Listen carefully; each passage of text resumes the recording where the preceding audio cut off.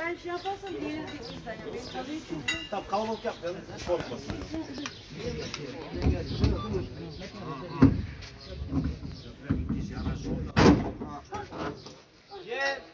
Gel bakalım hemen başımızın etini yiyeceğiz. Gel. Ama çok tatlı. Annesi o siyah beyaz durmadan çok kötü yavlamıştı. Sen ne yapıyorsun orada?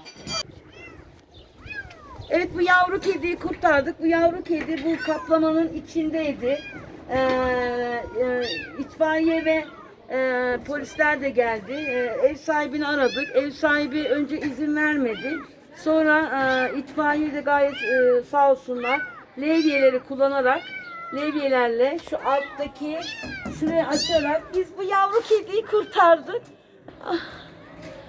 Hem polis arkadaşlar sağ olsun çok ilgilendiler, itfaiye çok iyi ilgilendi, sağ olsun ev sahibini de ikna ettik. Hiçbir şekilde mala zarar vermeden bu yavru kediyi buradan kurtardık.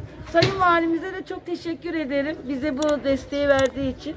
Kendinize çok iyi bakın.